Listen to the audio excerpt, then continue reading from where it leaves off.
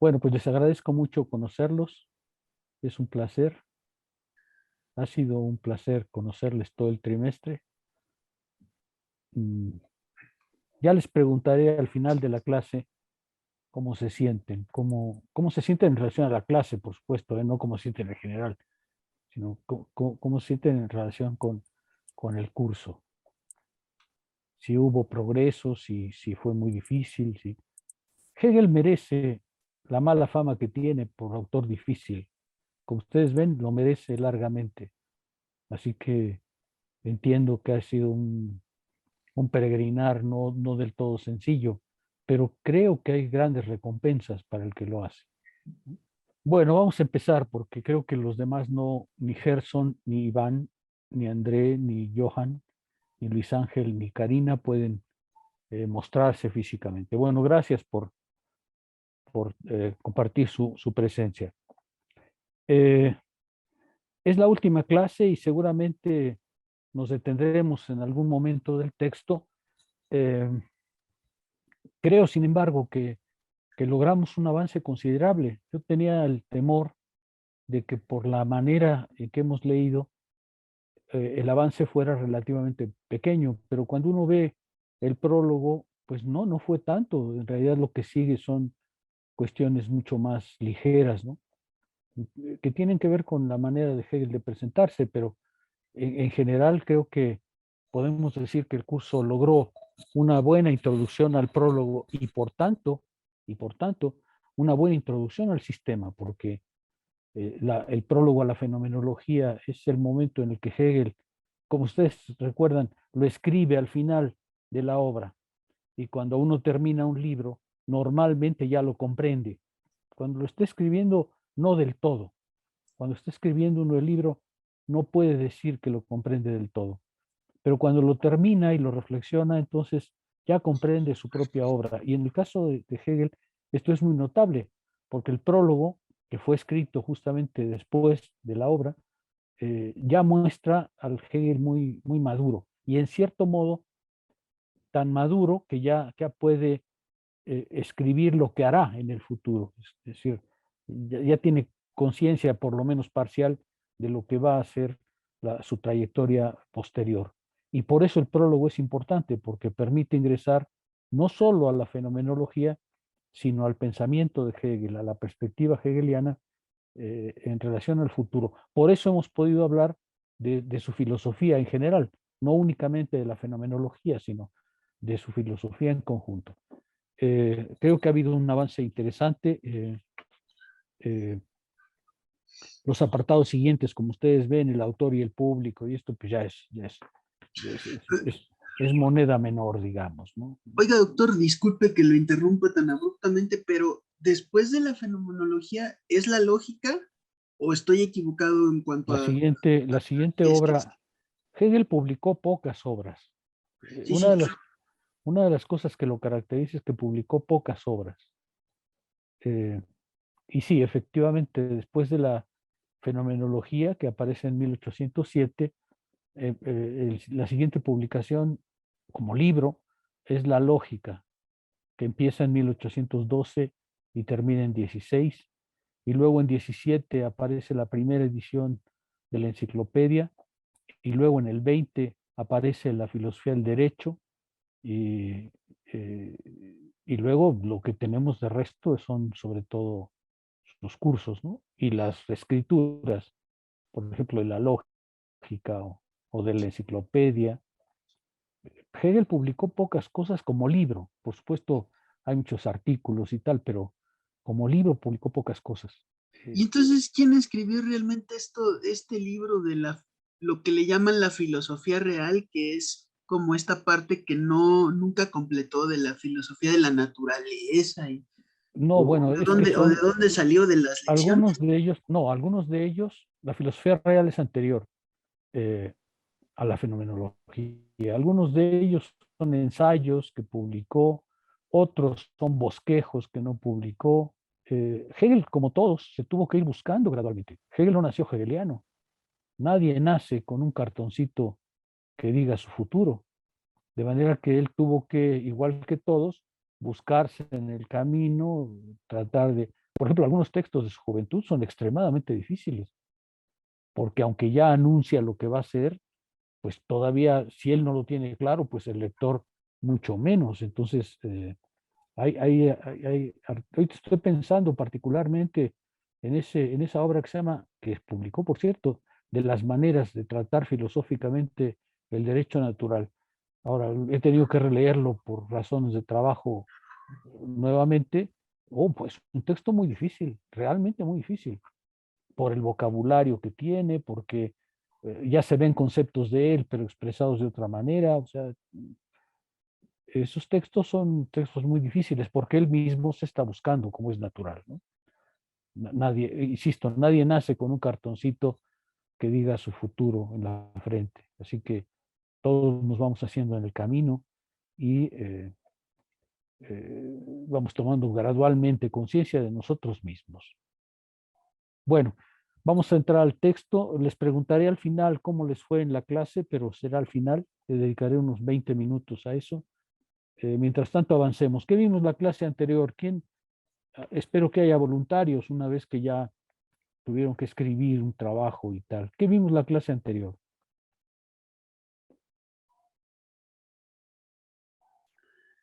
¿Voluntarios?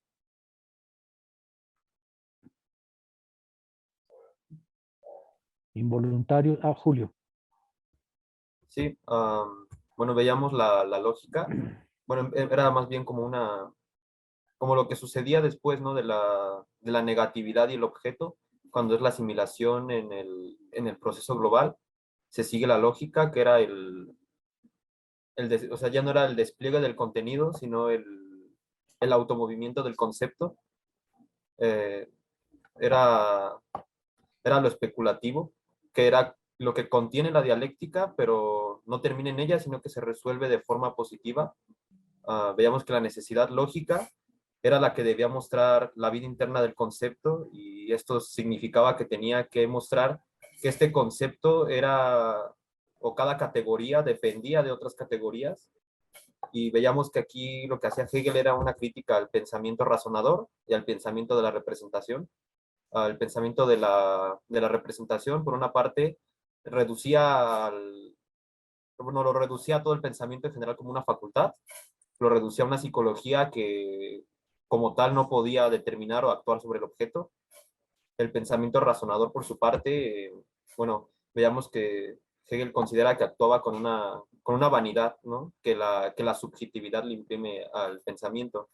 Era esta crítica que hacía Hegel al escepticismo, que veíamos que era un proceso necesario. El escéptico era necesario en el proceso del conocimiento, pero no podía ser el fin, y no podíamos quedarnos simplemente en la negación de todo conocer, porque era un pensamiento razonador que se comportaba de manera negativa ante el contenido, se oponía, pero no podía ser sino un momento que tiene que ser superado. Es una parte del proceso.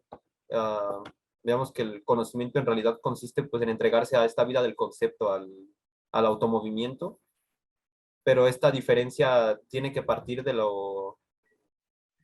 negando la relación que se ha hecho de la filosofía entre el pensamiento y el que piensa, porque bueno, se considera, ¿no? quien, que el sujeto compone al pensamiento, pero sin nadie que piense, el pensamiento no existe, ¿no? No puede haber pensamiento.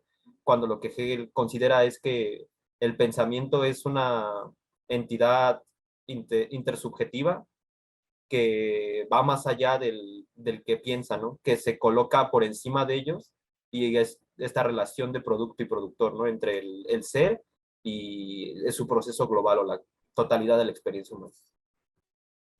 Sí, gracias, Julio. A ver, dos comentarios sobre ese punto. El primero es que a mí me parece muy importante, por mi propia experiencia, que uno tenga claro qué entiende por pensamiento. En la enciclopedia, Hegel dice, hay dos maneras de reaccionar ante el pensamiento. O se tiene una pobre concepción del pensamiento o se tiene una alta concepción del pensamiento. Una pobre concepción del pensamiento es aquella que dice, pues solo son pensamientos, están en tu cabeza, son producto de tu psicología o de tu mente. Y por tanto, recluyen al pensamiento en el pensador y lo consideran solo uno de los lados de la objetividad y normalmente el lado más frágil, porque dice Hegel que los objetos inmediatos, pues no necesitan al pensamiento, esos ya están. Los objetos no requieren del pensamiento porque simplemente llevan una vida propia. En cambio, el pensamiento depende desde esa perspectiva de los objetos, porque sin los objetos no tendría nada que pensar. Eh, Esa es una pobre concepción del pensamiento. Una alta concepción del pensamiento es la que Hegel propone.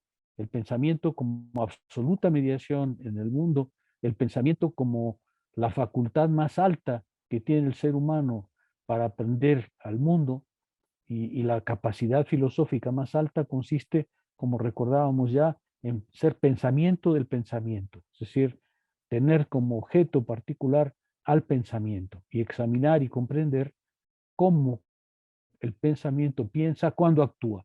Y justo por eso lo que Hegel hace es llevarnos de la mano para ver cómo el pensamiento hace la propia experiencia del mundo y de sí mismo para poder alcanzar justamente la perspectiva filosófica, que es exactamente esa, saber por qué el pensamiento y de qué manera, cuál es el mecanismo que el pensamiento usa cuando piensa. Todo esto para decirles, la concepción que uno tenga del pensamiento para Hegel, y creo que tiene enteramente razón, es muy importante, especialmente para los filósofos, ¿no? Que deben tener una alta concepción del pensamiento. Yo les comentaba que alguna vez Hegel escribe, aquel que no cree en la fuerza del pensamiento no es filósofo, punto. Aquel que dice, es que el pensamiento y las cosas valen igual, ese no es filósofo porque no cree en la fuerza del pensar. El que no crea en la fuerza del pensar no puede hacer filosofía, piensa Hegel, ¿sí? Así que el pensamiento es para Hegel una entidad extremadamente importante. ¿Qué más? ¿Qué agregarías, Luis Ángel? No, a ver, bueno, si le escucho es que estoy trabajando y hay mucho movimiento. Bueno, bueno, a ver, Jair, ¿qué agregarías? Bueno, con lo que iniciamos la clase anterior era con estas dos características que debe de tener el conocimiento. La primera es la universalidad y la segunda es la necesidad. Pero es una necesidad en términos lógicos y esta parte me parece que, como comentábamos en la clase anterior, es fundamental porque precisamente la necesidad lógica es la que muestra la vida interna del concepto. Y, y es, además de esto, es una característica básica, ¿no?, del pensamiento, porque en cierto sentido demuestra cómo el tránsito de una categoría a otra no se hace de manera arbitraria, ¿no?, ni de manera contingente, sino más bien demuestra que es el tránsito necesario, ¿no?, de una categoría a otra. Y cuando estamos en esta especie de necesidad lógica, estamos en lo especulativo, ¿no? Únicamente la necesidad lógica es en ese sentido lo especulativo. Por otro lado, veíamos también que para Hegel el orden lógico es la esencia, o más bien la explicación del orden inmediato de las cosas. De nuevo, esto me parece que ha sido algo muy recurrente en lo que hemos visto a lo largo del curso, porque no basta con quedarnos en la representación de la inmediatez de las cosas para poder darles una explicación inteligible, sino es necesario recurrir a este orden lógico. Y en ese sentido, profundizábamos un poco en el concepto de la forma y aparece en Hegel la forma como el despliegue del contenido de la cosa. Y de nuevo, aquí hay pues podría decirse como una refutación al formalismo, ¿no? Si la forma es el despliegue del contenido de la cosa, entonces los formalismos son innecesarios. No solo porque se separan del objeto, sino porque la forma misma es la manera en que se va, digamos, desplegando la cosa en su devenir. Por lo tanto, bueno, con base en esto pasábamos a lo que es el pensamiento como tal, y veíamos que el pensamiento cuenta con un orden intrínseco que no es, digamos, como ya se menciona, como ya mencionó Julia y usted, no es una propiedad psicológica, sino es algo que el sujeto, aunque suene redundante, pues se tiene que sujetar a él, ¿no? Para poder pensar. Por lo tanto, ahí aparece una característica, pues me parece que epistemológica de Hegel de nuevo, en el sentido científico, ¿no? De la palabra, una actitud científica de alguna persona, digamos, está encaminada o está, tiene como objetivo desechar lo que uno cree que sabe para llegar a lo que uno debe saber, ¿no? Eso también me parece que ya se había mencionado en otra ocasión, pero parece que el prólogo insiste mucho, ¿no? En este punto de desechar lo que uno cree que sabe para llegar al saber real, ¿no? Al saber verdadero. Y por ahí había una cita, leemos una cita que dice que lo que importa en el estudio de la ciencia es el asumir el esfuerzo del concepto. Por lo tanto, me parece que aquí Hegel estaría diciendo que el filósofo está obligado a moverse en el orden de los conceptos. No en las representaciones, no en lo inmediato, ¿no? Como en el empirismo, sino entender cómo se desenvuelve el orden de los conceptos a través de, digamos, el fluir, ¿no? De su pensamiento. Porque las categorías, como medimos la clase pasada, son automovimientos puros. Y ya por último, pues veíamos que, de nuevo, la oposición, digamos, a las cosas o los puntos de vista opuestos no bastan, ¿no? Al respecto salía el escepticismo, ¿no? El escepticismo siempre va a ser aquella visión que se va a oponer a ciertas tesis, ¿no? Pero para Hegel eso, si bien es importante, si bien es una parte del pensamiento, no se reduce a eso, porque entonces ello solo demuestra una posición estática, una posición estéril. Y como mencionaba Julio también, ahí está presente lo que nos mencionaba Hegel de la vanidad, ¿no? Una vanidad que pretende una superioridad intelectual, pero que demuestra una inferioridad en los conceptos. Y bueno, ya para terminar, había dos problemas con respecto a este tipo de pensamientos o de posturas. El primero es este de la vanidad y la segunda es la irrupción de la subjetividad, es decir, tomar al conocimiento como algo que le pasa a la persona o al sujeto que conoce, ¿no? Me parece que estos son los dos problemas que vimos con lo que cerramos la clase anterior y que, de nuevo, si aspiramos a un conocimiento verdadero, un conocimiento científico en el término hegeliano, tenemos que entender que solamente ese conocimiento se mueve, más bien el conocimiento es ese moverse en el orden de los conceptos. Entonces eso es lo que yo podría agregar. Dos comentarios a esto que acaba de decir Yair. El primero es que, en efecto, un buen símil de lo que sucede con el pensador para establecer su relación con el pensamiento es el lenguaje, la lengua. Todos nosotros hablamos y creemos que al hablar estamos funcionando por nuestra propia iniciativa. Como si el hablar tiene alguna característica, pues parece ser la expresión personal de cada uno. Entonces, lo que digo es exactamente lo que mi voluntad quiere que diga. Eso es cierto, pero omitimos que para hablar, y eso los lingüistas lo saben muy bien, que para hablar es preciso obedecer a una cierta estructura. Uno no puede hablar en cualquier orden ni puede poner las cosas de cualquier manera. Un filósofo antiguo muy simpático decía, cuando uno escribe la palabra Dios, no la puede escribir como se le da su gana, si la tiene que escribir de un cierto modo. Y exactamente igual, tenemos que hablar de un cierto modo y obedecemos a reglas sintácticas, morfológicas, fonológicas, que son las que nos permiten hablar. Para que el habla sea compartida, es preciso que haya una estructura del lenguaje que nos permite echarlo a andar, que nos permite ponerlo a funcionar. Pues con el pensamiento pasa lo mismo.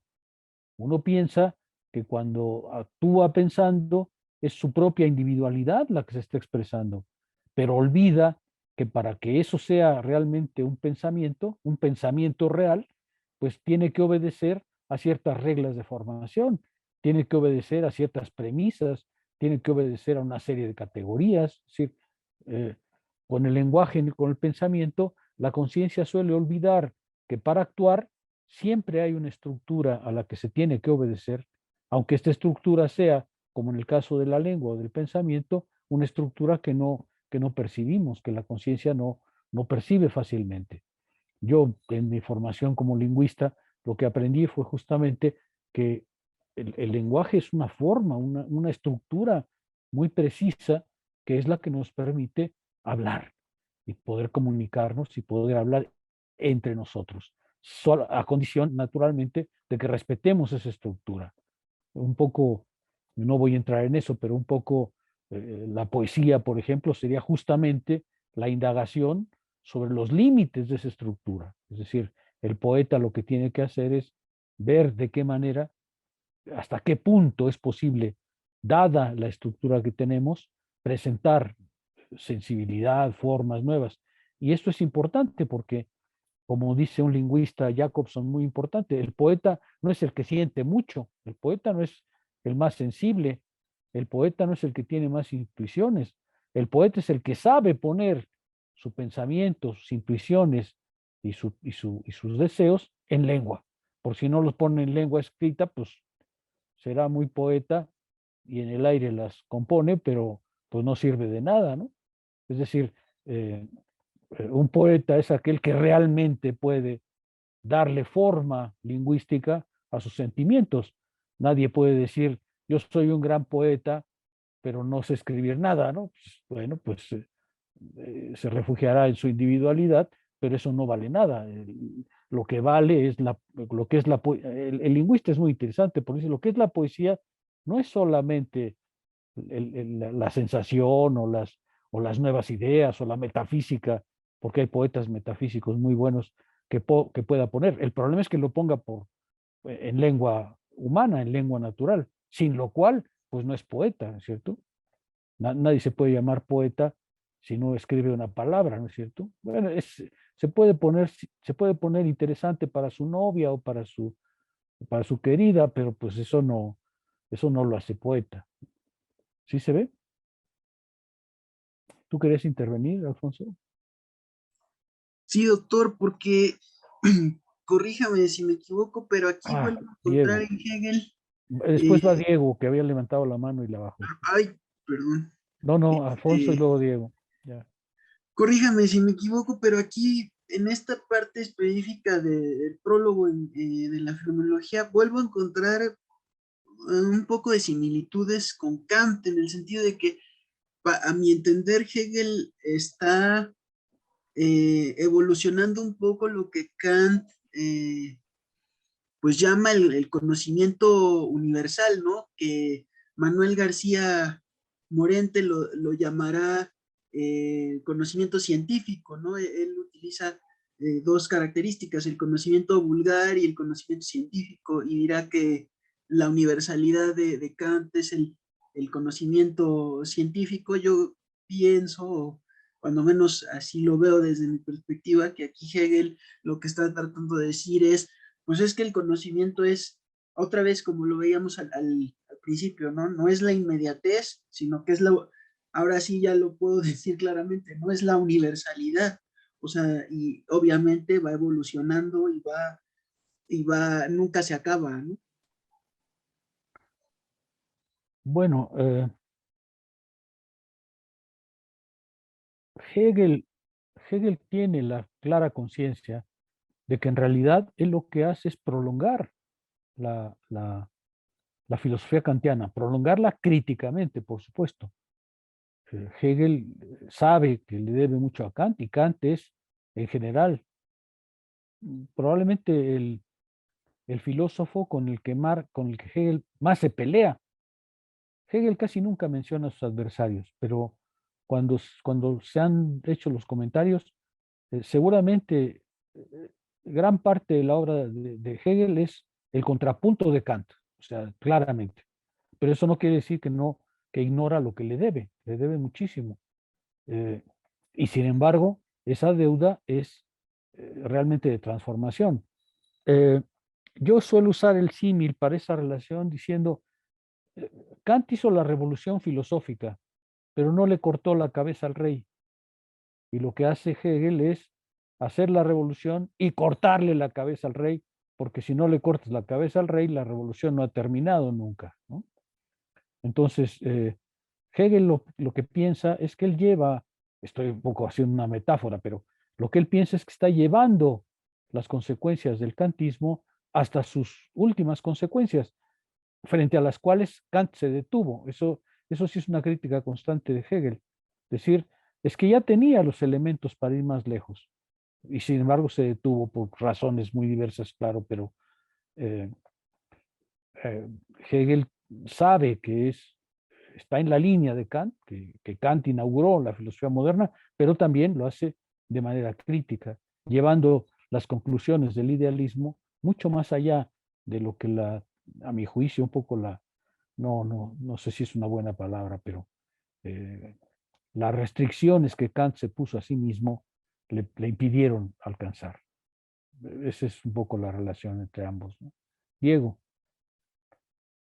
Sí, tenía dos comentarios y una pregunta a forma de participación. También estábamos viendo, ¿no?, de que el pensamiento tiene existencia propia. Me parece que, al menos en la filosofía analítica, en el caso de Wittgenstein o Russell, pues pareciera, ¿no?, que el pensamiento no tiene existencia propia, ¿no?, sino que siempre está sujeto al hablante y ya de ahí sacan sus predicados y sus proposiciones lógicas.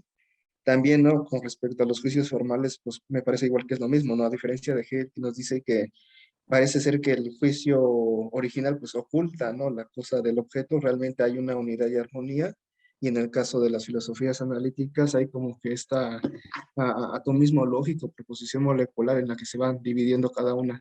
Y ya forma de pregunta, si el pensamiento no imita las cosas y es pensamiento del pensamiento, ¿cómo podríamos hablar del arte, ¿no? Porque tal vez en sentido aristotélico se me viene mucho, ¿no?, esta parte de mímesis en el arte, y en el caso de hablar de un pensamiento, del pensamiento del arte, ¿cómo no podría no tratar de imitar meramente las cosas?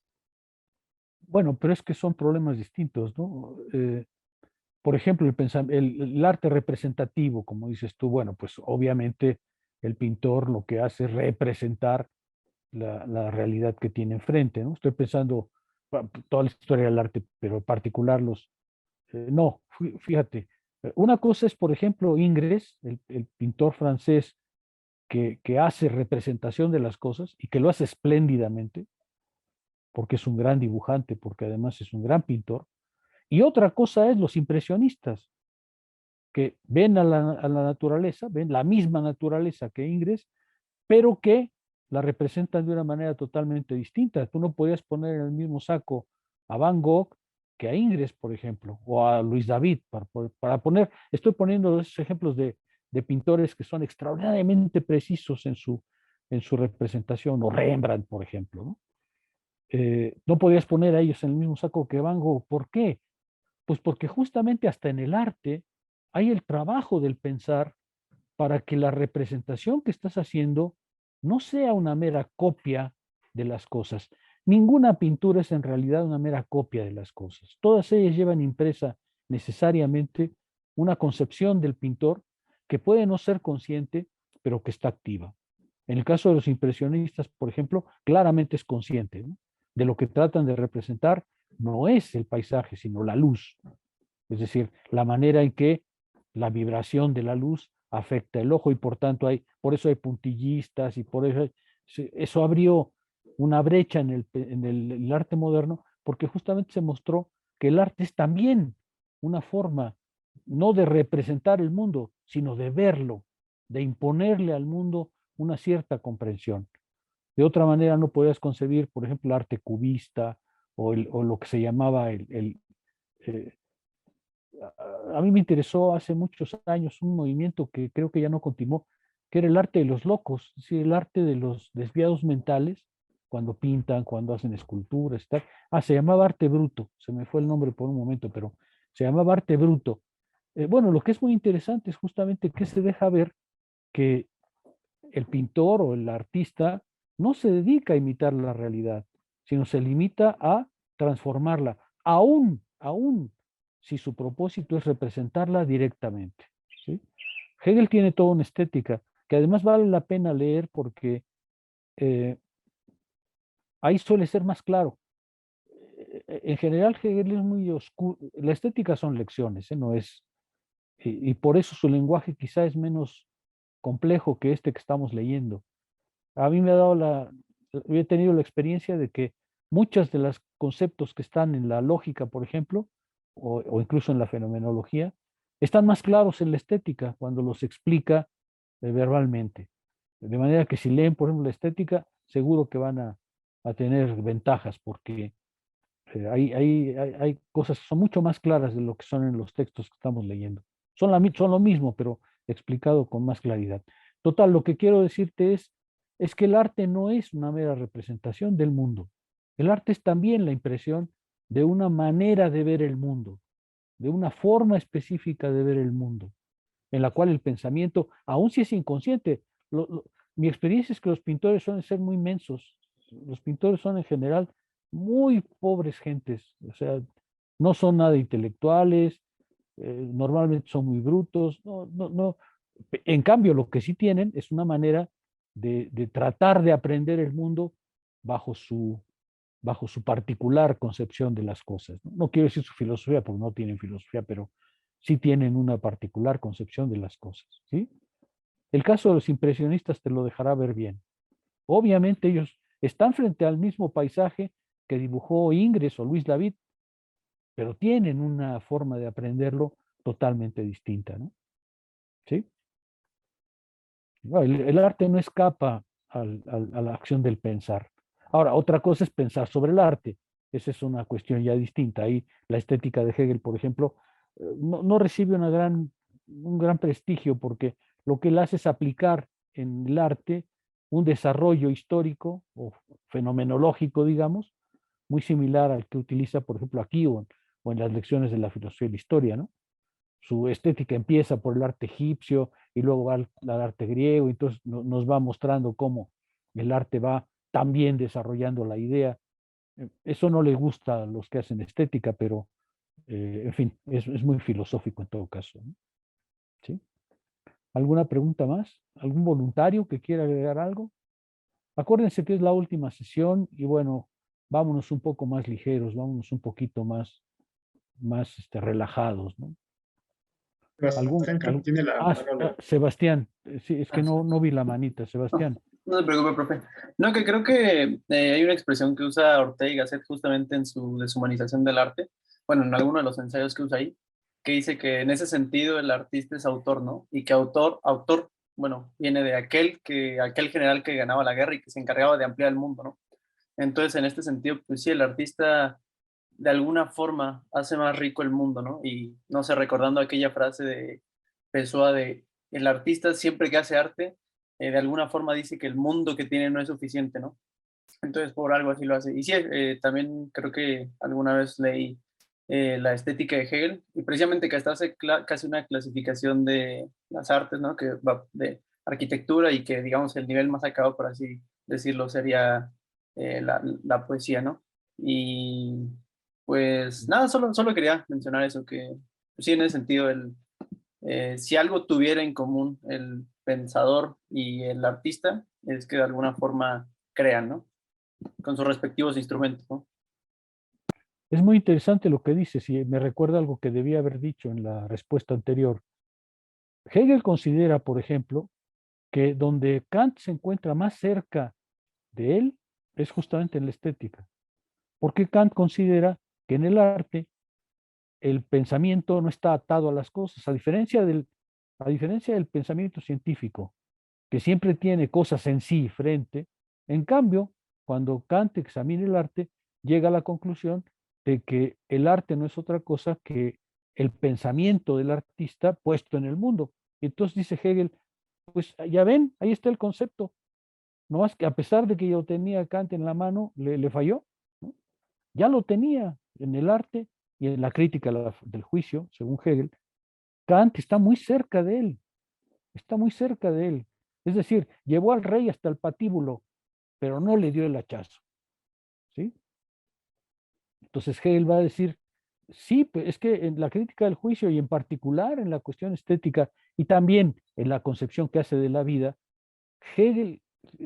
Kant está muy cerca de Hegel y Hegel lo reconoce, pero después dice, pero se detuvo. Es decir, ya estaba aquí, ya lo tenía, pero se detuvo. Y el hecho de detenerse fue dramático porque lo único que hizo, según Hegel, es, en lugar de hacer avanzar a la filosofía del concepto, la regresó a la representación, separó el pensamiento de las cosas y en lugar de hacer una revolución acabada, acabó siendo un conservadurismo filosófico porque pues, Kant, de un modo u otro, a pesar de todos los esfuerzos de los kantianos, lo que hace es separar por un lado el entendimiento y por otro el mundo.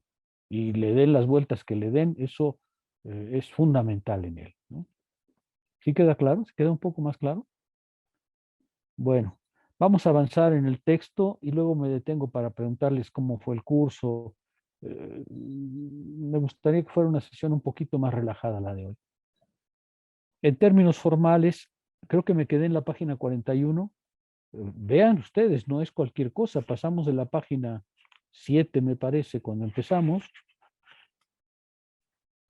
7 a la 41. Hemos leído 34 páginas de Hegel en solo un trimestre.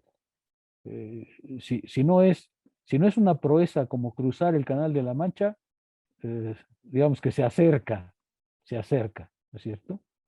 Bueno, en términos formales puede expresarse lo dicho enunciando que la naturaleza del juicio o la proposición en general, que lleva en sí la diferencia del sujeto y del predicado, aparece destruida por la proposición especulativa y que la proposición idéntica en que la primera se convierte contiene el contragolpe frente a aquella relación. Bueno, aquí los comentaristas normalmente han señalado que es un término extraño el de proposición especulativa, porque como sabemos, para Hegel, destruir un juicio, es decir, la unidad de un sujeto y un predicado, tiene que ser hecho a través no de una proposición, porque otra proposición cualquiera, pues lo único que haría es repetir el mismo procedimiento, sino tendría que ser más bien un discurso, un sistema, ¿no es cierto? Entonces el término proposición especulativa es un poco extraño. Probablemente Hegel todavía tiene algunas vacilaciones, todavía Hegel está en formación a pesar de él mismo, pero el término proposición especulativa parece más bien referirse al sistema, al despliegue del contenido a lo largo de todo un sistema. Y entonces dice, el movimiento especulativo, acuérdense que estamos en el apartado, ¿qué es el pensamiento especulativo? El pensamiento especulativo destruye la unidad del juicio porque el juicio tiende a paralizar por un lado al sujeto y por el otro lado al predicado. Y Hegel va entonces en el siguiente párrafo a examinar esta explosión, digamos así, del juicio tradicional. Este conflicto entre la forma de la proposición en general y la unidad del concepto que la destruye es análogo al que reina en el ritmo entre el metro y el acento. Bueno, no es fácil imaginar esta metáfora, ¿no?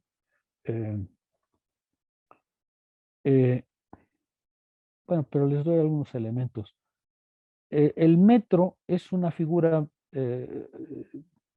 poética, pero también retórica, mucho más amplia que el acento, ¿no? El metro en realidad es una de las figuras más altas de la retórica y luego de la poética, porque en general el metro es el procedimiento global de la expresión lingüística, mientras que el acento, por el contrario, y probablemente debe haber escrito más bien Hegel la rima o la asonancia, el acento, es decir, por ejemplo, la acentuación tradicional del hexámetro griego es muy precisa, ¿no? El acento tiene que caer en un lugar de la proposición, la cesura tiene que caer en otro lugar. Es decir, la poesía griega de Homero, por ejemplo, es muy restrictiva, de una forma muy restrictiva. Entonces lo que Hegel está diciendo es, pues ante la forma restrictiva, el metro es, por el contrario, la forma más global de expresión. Entonces, en ese sentido se parece a la rigidez, digamos, del juicio, contra la flexibilidad del sistema o del montaje especulativo, ¿no? Probablemente a eso se refiere en este caso. El ritmo, pues lo dice justamente, el ritmo es la resultante del equilibrio y la conjunción de ambos. Bueno, el ritmo sí ya es, en retórica yo no conozco el término ritmo, a lo mejor existe en poesía, pero en retórica no, porque en retórica el metro es la forma más alta, ¿no? En fin, no, Hegel, seguramente Hegel sabía más que yo de poesía, pero eh, no puedo seguir demasiado en esa línea. Sí puedo hablar de la poesía antigua, porque esa sí más o menos la he estudiado, pero no podría decir formalmente de estas categorías mucho más, ¿no? Bueno, también en la proposición filosófica vemos que la identidad del sujeto y del predicado no debe destruir la diferencia entre ellos que la forma de la proposición expresa, sino que su unidad debe brotar de ella como una armonía. Es decir, no se trata de destruir solamente la unidad sujeto-predicado, sino mostrar la unidad de sujeto y del predicado en un proceso global. Y eso es lo que va a examinar casi enseguida. De qué manera, digamos, en el juicio, o cuando el pensamiento representativo o el pensamiento razonador examina el juicio, pues se encuentra con esas dificultades, ¿no? Se encuentra el sujeto, pero ve que el contenido está en el predicado, entonces se va al predicado, pero encuentra que el predicado es universal y tiene que regresar al sujeto. Entonces, dice Hegel, pues es que el pensamiento razonador ya no sabe dónde mover, ¿no? Porque se salió del sujeto para encontrarlo en el predicado, se fue al predicado y se dio cuenta que el predicado era el predicado de muchas cosas, entonces tiene que encontrar de qué manera el predicado, que es universal, se refiere al sujeto, en fin, son las dificultades que va a exponer en un momento. La forma de la proposición es la manifestación del sentido determinado o el acento que distingue su cumplimiento, pero el que el predicado exprese la sustancia y el sujeto mismo caiga en lo universal es la unidad en que aquel acento da su último acorde. Bueno, aquí ya estamos hasta en la música, ¿no? La palabra acorde pues ya es otra cosa, ¿no? Confieso que esa parte no me resulta sencillo explicarla, no tengo los conocimientos ni musicales ni poéticos para ello. Sí sé algo de poesía porque como parte de la formación lingüística leíamos a un extraordinario lingüista que se dedicó mucho a la poesía y que nos enseñó mucho de lingüística a través de la poesía, porque la poesía, como les decía, está lejos de ser pura inspiración, es inspiración formada, ¿no? Es inspiración formada, inspiración capaz de expresarse. Hegel lo dice a su manera diciendo, bueno, pues si tienes muchos sentimientos, pero nunca se ha visto nada tuyo, pues ve tú a saber qué tendrás adentro, ¿no? O quieres ponerte interesante ante tu novia, pero eso tampoco lleva muy lejos, ¿ok? Bueno, para ilustrar esto, usa el ejemplo de Dios.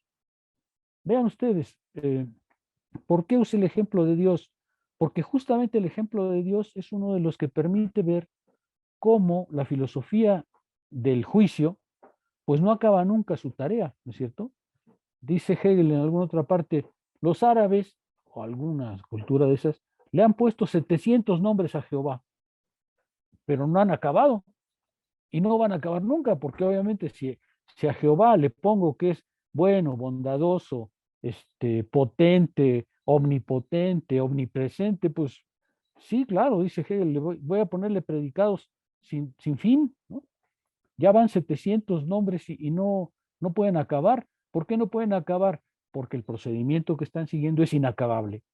Es decir, si el sujeto está separado del predicado, pues obviamente los predicados que le pueden incumbir a cualquier cosa, pero particularmente a Dios, pues son interminables, ¿no es cierto? Entonces dice Hegel, es un buen ejemplo para mostrar que cuando se quiere pensar la totalidad, se tiene que salir del juicio, porque el juicio no hace más que sumar una vez y otra vez y otra vez accidentes y predicados, ¿no? Dice, Dios es el ser y el predicado es el ser. Este predicado tiene una significación sustancial en la que el sujeto se esfuma. Se esfuma porque si yo digo que es ser, si Dios es ser, pues entonces está al lado de muchísimos seres, porque el término ser se puede aplicar a cualquier cosa, ¿no es cierto? A ustedes, a mí o a la taza que tengo enfrente. Todos son ser. De manera dice ser que ahí el sujeto, lo que creíamos que era el sujeto, pues es fumo. Dice, ser no debe ser aquí el predicado, sino la esencia, pues con ello Dios parece dejar de ser lo que es por la posición que ocupa en la proposición, es decir, el sujeto fijo. Este ejemplo, Hegel dedica unas páginas en la lógica, en la enciclopedia también, a las pruebas de la existencia de Dios. Es muy interesante porque ahí dice, las pruebas de la existencia de Dios ya no están de moda, ¿no? O sea, estuvieron muy de moda en la Edad Media, en los momentos en que la religión dominaba a la filosofía. O paréntesis, la filosofía fue el sirviente de la teología durante muchos siglos, ¿eh? Hay que esperar, hay que esperar a Descartes y luego a Spinoza para que la filosofía cobre su propia imagen, porque durante mucho tiempo fue más bien la sirviente de la teología, hasta que finalmente se independizó. Por eso el ejemplo de Dios y las pruebas de la existencia de Dios son interesantes. Hay muchas pruebas de la existencia de Dios, ¿no? Hay la prueba ontológica, no recuerdo cuál es la otra, en fin, lo recuerdo, pero no lo tengo presente. Eh, y Hegel dedica toda una parte de la lógica a mostrar que Dios, la totalidad, es pensable, pero no es pensable bajo la forma del sujeto predicado, porque entonces esa forma es infinita, nos lleva a una infinitud que no acaba nunca, a una mala infinitud. Dios es la totalidad, y la totalidad no puede ser pensada más que especulativamente, porque el análisis, es decir, la separación del sujeto y el predicado, nunca agota esa totalidad, nunca la puede agotar. ¿Por qué? Porque es un mal infinito, dice Hegel, es un infinito que no acaba nunca. Cuando Dios es el ser infinito, porque es el automovimiento de sí mismo, porque es el despliegue de sí mismo, el retorno a sí mismo, es la totalidad que se mueve a sí misma. Y entonces el concepto de Dios se puede comprender especulativamente. ¿Sí? El pensamiento, en vez de pasar adelante en el tránsito del sujeto al predicado, se siente al perderse el sujeto más bien entorpecido y repelido hacia el pensamiento del sujeto, porque echa de menos a este. Es lo que decía, pues, si pasa al predicado, lo que encuentra es que el predicado es universal, porque los predicados son todos de corte universal, la rojez, la omnipotencia, eso vale para todo, ¿no?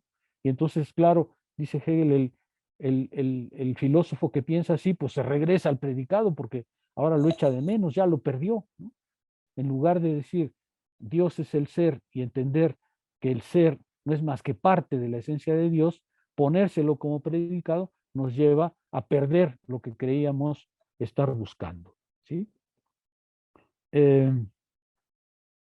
O bien encuentra también el sujeto de un modo inmediato en el predicado, puesto que el predicado mismo se expresa como sujeto, como el ser. O bien encuentra que cuando pasa al predicado, pues el predicado se le convierte en un ser, porque también es, ¿no es cierto? Se puede decir que el predicado también es. La rojez, pues es. No es únicamente un predicado, sino también puede independizarse como un sujeto, ¿no? Y así, en vez de recobrarse a sí mismo en el predicado y moverse libremente para razonar, el pensamiento se encuentra todavía más hundido en el contenido, o por lo menos se hace presente ahora la pretensión de ahondar en él. Lo que él está exponiéndonos es qué dificultades tiene el pensamiento cuando trabaja solamente con la estructura del juicio. Por supuesto, en el fondo de todo esto está una crítica a Kant, pero eh, lo que está diciendo es cualquiera que esté unido a esta manera de pensar, pues se va a encontrar estas dificultades, ¿no? Que pasa al predicado, echa de menos al sujeto, se regresa, ahora vuelve al predicado y entonces se encuentra que el predicado ahora es un sujeto, es un ser, así que no acaba nunca de saber muy bien dónde se encuentra. Ese es digamos, Hegel está explicándonos las dificultades que tiene aquel que piensa de esa manera. Del mismo modo, se dice que lo real es lo universal. Vemos que lo real se desvanece como sujeto en su predicado. Lo universal no debe tener tan solo la significación del predicado, como si la proposición enunciara que lo real es lo universal, sino que lo universal debe expresar la esencia de lo real. En realidad está contenido. Lo real está contenido en lo universal. Lo real es una parte de lo... Si es universal, pues obviamente lo contiene todo. En cambio, lo real no es más que real, mientras que le falta todo lo otro, le falta todo, el no ser, lo espiritual. Por tanto, el pensamiento pierde el terreno fijo objetivo que tenía en el sujeto al ser repelido de nuevo en el predicado y al retrotraerse en este no a sí mismo, sino al sujeto del contenido. Les decía que algunos comentaristas dicen que esta parte es muy complicada porque Hegel usa el término sujeto tanto para referirse al sujeto de la proposición como para referirse al individuo. Lo usa indistintamente y por eso esta parte a veces resulta difícil de comprender.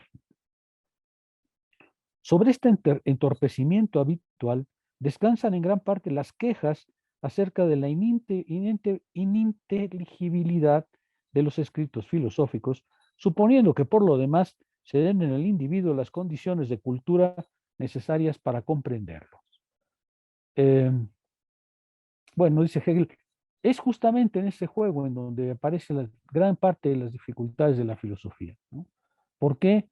Porque uno no acaba de comprender exactamente lo que le acaban de decir, porque pasa del sujeto al predicado y se encuentra con este vaivén, dice Hegel, y entonces sucede que a los libros de filosofía parecen ininteligibles, pues porque hay que leerlos una vez y otra vez y otra vez, y uno no acaba de comprender porque la comprensión está realmente entorpecida.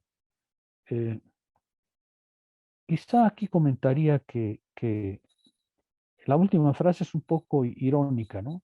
Suponiendo que el individuo tiene la cultura necesaria para leerlos. Esto es interesante, ¿eh? Porque Hegel dice, creo que ya se los comenté alguna vez, que la gente piensa que filosofar es simplemente echar a andar las ideas, ¿no? Que filosofar es simplemente eh, echar a andar el caletre y ya está filosofando. Claro, hay que ponerse flojito y melancólico, pero aparte de eso, pues en realidad lo que está haciendo es simplemente pensar. Y dice Hegel en la enciclopedia de manera muy graciosa, mire, cuando usted quiere ser zapatero, tiene que aprender a hacer zapatos. Nadie se puede pretender zapatero si no sabe hacer un zapato. Y aprender a hacer un zapato, pues quiere decir que tiene que desarrollar ciertas habilidades, ¿no? Ser capaz de hacer ciertas operaciones. Y en cambio, dice Hegel, cuando dicen filosofía, todo el mundo cree que puede ponerse a filosofar así nomás, ¿no? Poniéndose flojito. Dice Hegel, no, no, no, no. Filosofar también exige una formación, exige la formación del concepto, ¿no?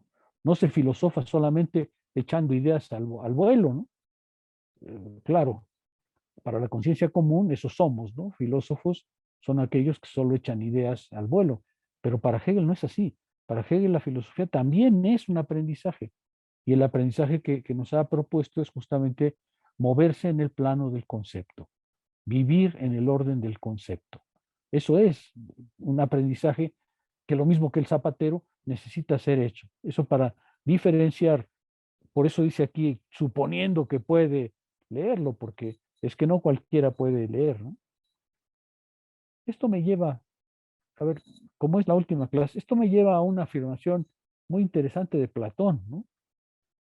Yo escribí varios libros que pueden ver en mi sitio web. Eh, escribí varios libros sobre la escritura en la filosofía y la oralidad en la filosofía antigua. Y hay una posición de Platón que es muy interesante, porque en la antigüedad, en la época de Platón, a pesar de que tenemos sus libros, en realidad la filosofía oral era de palabra, era palabra contra palabra, la filosofía pasaba de la boca al oído, no era escrita. ¿Creen ustedes, por ejemplo, que suponiendo que estuvieran en la academia de Platón, ¿creen ustedes que podían ir a la librería y decir, por favor, véndame las obras completas de Platón, los diálogos completos? ¿Cómo la ven? Pues no, no, pues eso no existía, ¿no? La, la academia tenía las obras completas de Platón, pero cobraba para leerlas. Cobraba, o sea, no era tampoco tan graciosa, ¿no? Eh, y bueno, todo esto para decirles, como la filosofía era oral, de palabra, Platón expresa, ya no me acuerdo en este momento de qué diálogo, creo que es el Critón, pero expresa Platón una afirmación que es muy interesante porque dice, es que la filosofía no se puede aprender en libros.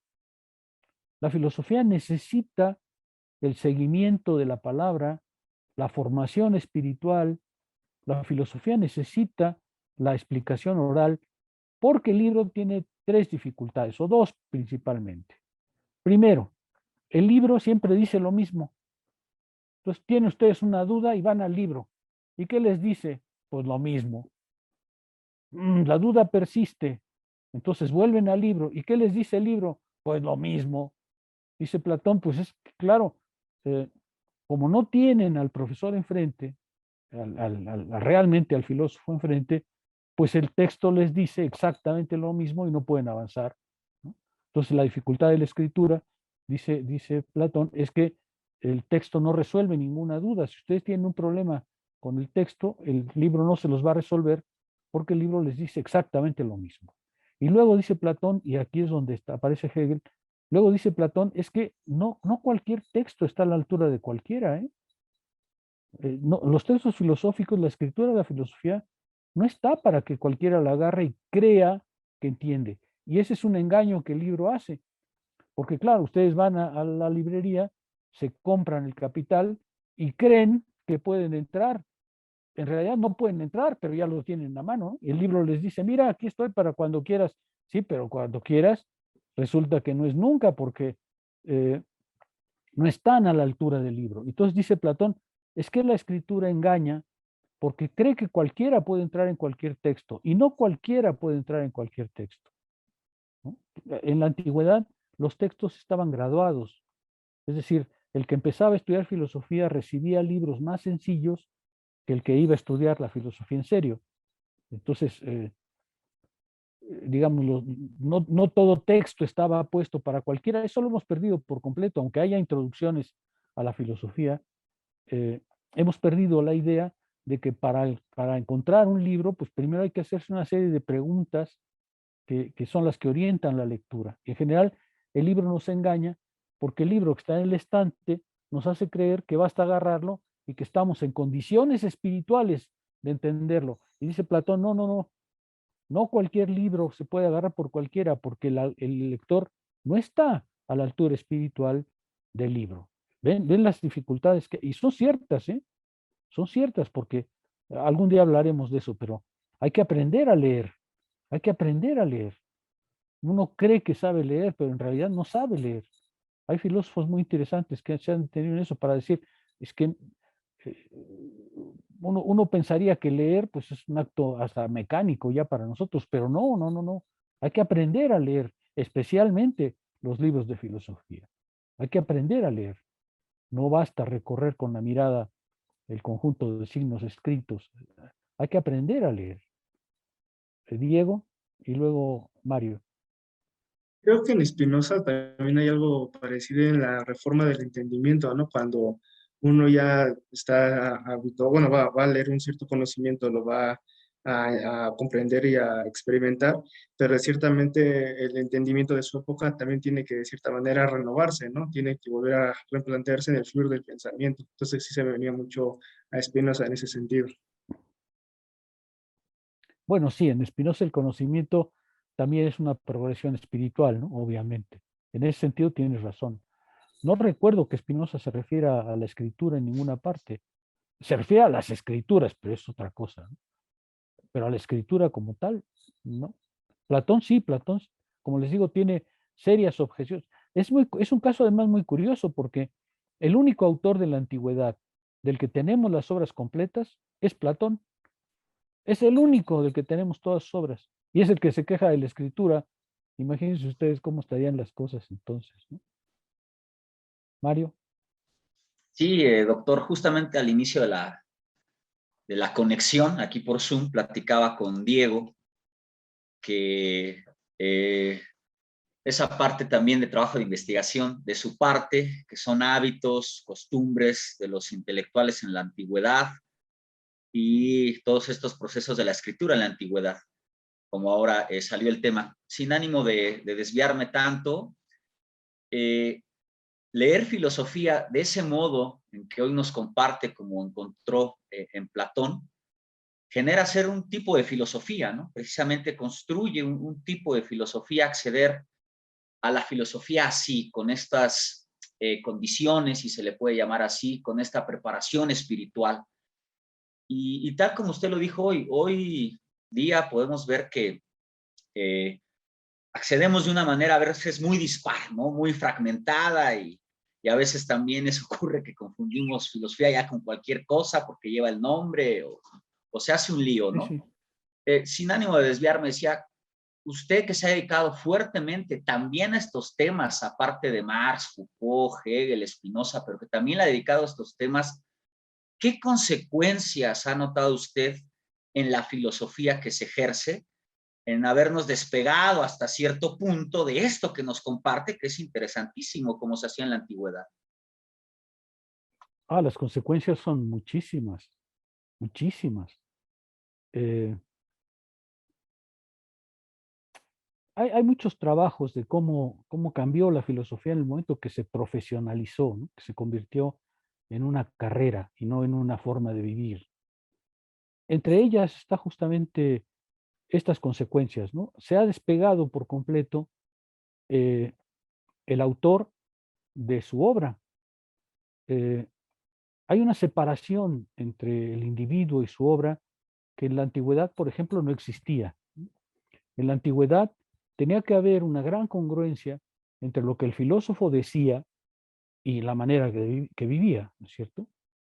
Es decir, incluso, me disculparán si doy una vuelta por esos temas que a mí me gustan mucho, pero en la antigüedad, aunque no se tuvieran datos biográficos de un autor, se creía que se podía reconstruir su vida por lo que escribía, porque lo que escribía tenía que estar vinculado a su vida, de manera que lo que escribió en tal cosa dibujaba su carácter, ¿no? Ahora no, ahora hay una completa separación en el sentido de que eh, el autor puede ser un crápula y escribir ética, ¿no? Eso lo vemos todos los días, ¿no? Ahora, en la antigüedad se exigía, en cambio, una perfecta concordancia, pero eso corresponde a mi curso de la filosofía como forma de vida, ¿no? Por otro lado, también es verdad que la lectura se ha vuelto distinta porque el soporte en el que lees tiene mucho que ver con, no solo con la velocidad de la lectura, sino con la interiorización que haces en el texto. Hoy, si ustedes comparan lo que leemos hoy con otros momentos históricos, es totalmente distinto. En el mundo medieval, por ejemplo, pues los monjes medievales, los monjes en el monasterio medieval, recibían un libro al año. Claro que lo leían ni se sabe cuántas veces, porque además tenían horas de lectura fijas, ¿no? Y hasta que lo memorizaban. Entonces la lectura en ese momento era interiorizar el texto, hacerlo suyo, ¿no? Yo siempre hago la broma de decirles, a ver, ¿dónde llevan la crítica a la razón pura? Pues la llevan en su mochilita, ¿no? En cambio, las obras antiguas no hay que llevarlas en la mochila, hay que llevarlas en el corazón, hay que interiorizarlas, hay que hacerlas nuestras, ¿no?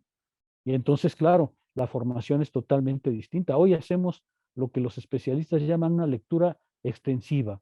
Si ya no profundizamos en los textos, sino que leemos una gran cantidad de cosas y casi siempre olvidamos muy rápido. No retenemos lo que leemos. Cuando leemos el periódico retenemos la idea, pero no retenemos el texto. Vamos a toda velocidad, porque en la cultura moderna, pues leemos una enorme cantidad de cosas. En la cultura antigua no. Ahí los libros eran excepcionales y por tanto el vínculo del lector con el texto era totalmente distinto. Pero hay un aspecto aún más interesante. Ahora, con esta idea de individualista que tenemos, todo mundo cree tener una opinión. Y entonces vamos al libro, hay filósofos que dicen, vamos al libro y de inmediato encontramos nuestras opiniones. Ah, no, lo que dice no se parece a lo que yo creo. Válgame. Entonces dice, mira, lo primero que tienes que hacer es tratar de escuchar al autor, ¿sí? Deja que el autor te diga lo que está queriendo decir. Antes de que pongas una objeción, trata de detenerte para entender qué hay, qué es lo que el autor está buscando. Pregúntale qué es lo que está buscando. Entrégate al texto en el sentido de deja que el autor y el texto te digan lo que quiere decir. Y no le pongas objeciones desde la primera página, porque eso que tú crees, pues en realidad ni coincide con lo que él busca, o puede no coincidir, y entonces lo que estás haciendo es imponer ahora sí que tu vanidad contra el texto. Entonces hay que aprender a leer.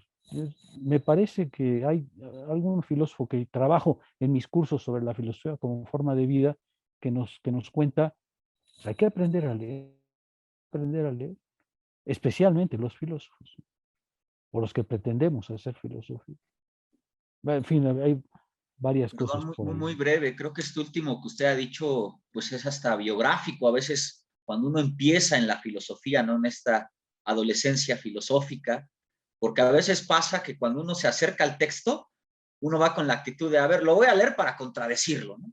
Voy a contradecir al filósofo. Entonces uno trae esta vanidad que usted dijo, o voy a escuchar una conferencia del doctor Sergio Pérez Cortés, pero a ver, no lo voy a escuchar, voy a ver dónde se resbala y ahí le voy a entrar, ¿no? Que vean que uno está a la par. Y a veces tenemos una actitud completamente contraria a esto que viene señalado usted de hacer fuerte al autor, ¿no? Comencemos sabiendo a dónde va el autor, cuál es su proyecto, y no comencemos de voy con todo en la contradicción hacia lo que se diga y lo que se lea, ¿no? Me parece clave para la tarea filosófica como estudiantes es hacer fuerte al autor en primera Sí, instancia. sí, yo creo que sí, creo que sí. Yo lo aprendí muy tarde, pero tienen, y afortunadamente se los puedo decir, de manera que es una ventaja para ustedes, pero está muy bien, tienes razón, así debe ser. André, Sí, mi duda era, y luego sigue Sebastián y Jair. sí, disculpe, mi duda era en realidad justamente a la par con lo que mencionaba el anterior compañero, porque bueno, ahora pues pasa de que, o sea, esto de la especialización, ¿no? Hay comentarios y comentarios, o sea, de Hegel, de Kant, de Marx. Entonces, y bueno, como justamente usted mencionaba esto, ¿no? O sea, a veces el texto se presenta, por lo mismo que ya está escrito, está a la mano, sobre todo ahora que hay harto librerías, hasta envíos al extranjero. Uno, voy a leer a Hegel, pan, se pide la fenomenología y lo lee en 3 meses y ya lo ha entendido supuestamente, ¿no? Hasta lo criticó y ya hasta tiene su propio sistema filosófico, ¿no? Y es problemático, ¿no? Pero ¿usted cómo vería ahora, por ejemplo, ¿no? En general, cómo entrar a un filósofo ahora que hay, pues, harto a especialistas, ¿no? Que hacen comentarios a las obras, y a la par, o sea, pasan dos fenómenos, ¿no? Así como también se lee directamente al autor, a veces pasa que uno se detiene, o sea, ¿usted consideraría que hay demasiado, este fenómeno de la especialización puede ser, a veces, sí puede tener una dimensión, digamos, contraproducente, en el sentido de que uno termina, entre comillas, perdiéndose en vez de ir directo, ¿no? O cómo vería, o sea, o y en concreto, cómo vería la relación con Hegel, ¿no? Por ejemplo, me parece que es Carlos Pérez Soto el que dice que para leer a Hegel hay que leer mucho sobre Hegel primero, ¿no? Que no creo que no sea cierto en realidad. Pero eso con otros, me parece que, o sea, ¿usted cómo vería esa relación, ¿no? Entre comentaristas y A ver, el autor mismo? déjame empezar por algo más general, que quizá les sirva también. A mi juicio, en filosofía, a mi juicio, eso es una cuestión enteramente que me es propia. En filosofía, a mi juicio, hay que tener una posición, hay que tener un punto de vista. Estamos obligados a leer muchísimas cosas y como tú dices, hay muchas cosas en circulación. Pero a mi juicio, para no perderse, justamente para no perderse, y hay muchos filósofos, aún entre nosotros, que están totalmente perdidos, porque siempre están a la moda, siempre están leyendo al último autor que ha salido, que hay que tener un punto de vista, hay que tener una perspectiva, la que ustedes consideren adecuadas, Kant, Hegel, Marx, Spinoza o Descartes, pero hay que tener una idea clara para poder discriminar lo que hay que leer y lo que hay que pasar rápidamente, ¿no? A lo mejor es signo de conservadurismo de mi parte, pero a lo largo del tiempo lo que he aprendido es que más que perderse en un mar de textos, hay que formarse una convicción, cualquiera que ésta sea, hay que formarse una convicción para poder discriminar y poderse mover en el mar de textos que tenemos. A mi juicio, una de las cosas peores que puede pasarle al filósofo es leer a todos y que no tenga una posición propia, ¿no?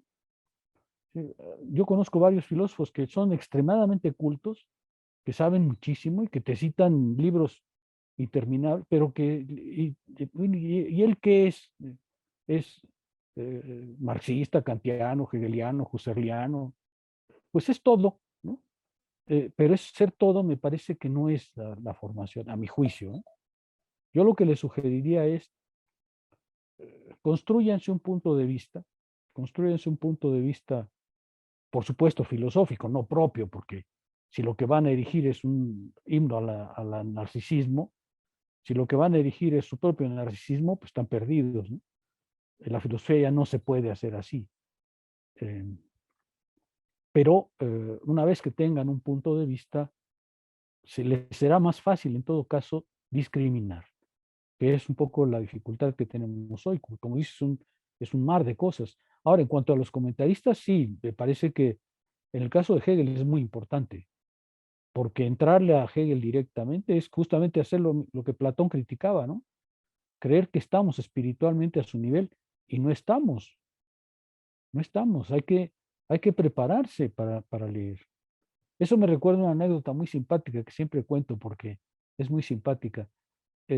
Yo solía ir a un club deportivo hace mucho, bueno, la pandemia me retiró, por supuesto, pero yo solía ir a un club deportivo todas las mañanas a hacer caminadora, en fin, las cosas que se hacen ahí, ¿no? La caminadora, un poco de pesas, en fin, cuando era más joven, cuando era mucho más joven. Y un día me encuentro una señora que llega con un libro y se sube a una caminadora para leer mientras está haciendo ejercicio. ¿Y saben qué libro llevaba? La fenomenología del espíritu.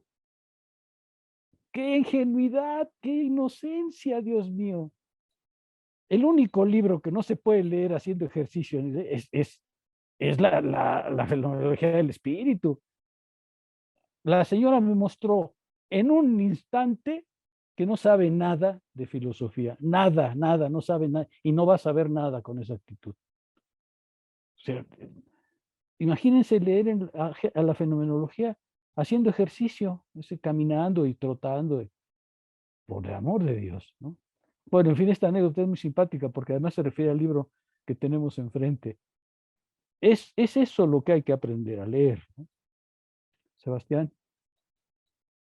Sí, profesor, quería preguntar si así como en la antigüedad la filosofía tenía un carácter oral, también tengo entendido o alguna idea tengo de que esta pues también tenía que ver con el no aprenderla solo, ¿no? Incluso se dice que pues algunos textos de Aristóteles son más bien apuntes que... eh, Todos son apuntes. exacto, y pues también tengo entendido que esto se mantiene casi hasta los medievales, ¿no? Que tenían pues, básicamente sus lectio, quaestio, disputatio y todo eso. Entonces, ¿qué tanto implica el que ahora, pues, digo, a excepción de estas clases, ¿no? De que pues tenemos la oportunidad de compartir pues, lo que creemos, si es correcto de Hegel y que alguien que está más experimentado que nosotros en este ámbito, pues que nos diga si se va bien por ahí o no, pero qué tanto afecta el hecho de que se haya convertido en una labor pues, casi solitaria, ¿no? Se tiene la figura de este filósofo solitario que está en su estudio leyendo todo el Sí, día, sí, ¿no? sí. Bueno, mira, esa es la historia que yo cuento en mis libros. Lean mis libros. Ya no se pueden encontrar porque a pesar de las apariencias, soy un autor exitoso. Entonces ya no se pueden encontrar más que en librería. Pero justamente esa es la historia que cuento, ¿no? La filosofía antigua es una empresa colectiva, es una empresa, como es una transformación espiritual, exige que estés acompañado, que no vayas solo, porque es una transformación difícil. Hacerse filósofo es vivir de otra manera y entonces cambiar el modo de vida supone ayuda y toda la filosofía antigua descansa en eso. Efectivamente, hasta la Edad Media, pues los libros, mientras no se inventó la imprenta, cada libro era copiado a mano. Entonces, los libros eran sumamente caros y sumamente escasos. En el libro encontrarás miles de anécdotas sobre esa cosa, ¿no? Por ejemplo, para su cultura general, porque estoy seguro que no van a leer mis libros tampoco, eh, para su cultura general, ¿cómo le hacían los estudiantes medievales? Porque claro, imagínate tú leer a Tomás en un curso. Bueno, para empezar, es muy simpática esta historia también, que también cuento. Los estudiantes medievales no tenían bancos ni mesas frente a ellos como ustedes. Hoy ustedes tienen una mesa o un banco o algo en lo que pueden apoyarse para escribir. Los filósofos medievales, los estudiantes medievales, no tenían eso. Los estudiantes medievales asistían a las clases sentados en el suelo y lo único que les ponían era paja para que no les doliera tanto el trasero, pero estaban sentados en el suelo. Entonces ellos oían el curso eh, y uno de ellos, el que era más rápido en la escritura, porque durante la Edad Media se perdió la escritura cursiva, a la escritura a mano, ¿no?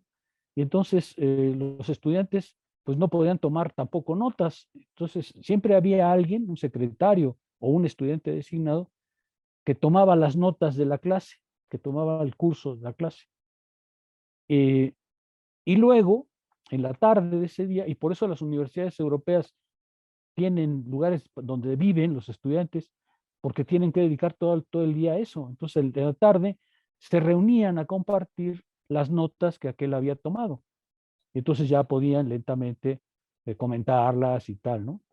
O bien, había un libro, por ejemplo, muy importante, que tenían que leer. Imagínate tú leer la Suma Teológica, ¿no? Bueno, pues el problema es que pues no podías comprarlo. Entonces lo que hacían era una copia a mano, bien hecha, se la entregaban al librero de la ciudad. Y el librero de la ciudad la separaba en unos fajitos chiquitos que se llamaban, que se llamaban, se llamaban, no recuerdo, ahorita se los digo, pero separaba el libro en fajitos chiquitos. Entonces ibas a la librería y rentabas, ¿no? Por ejemplo, decías, a ver, quiero el fajito número 2. Entonces te entregaban el fajito número 2 que te llevabas a tu casa, lo copiabas a la mano, porque no había otro medio, y lo devolvías al librero. Entonces así el libro estaba a disposición de todos, pero como rentado, haz de cuenta, ¿no?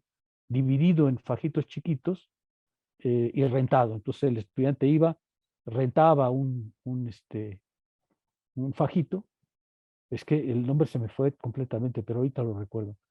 Porque además entre los filólogos es un nombre muy conocido y muy importante además.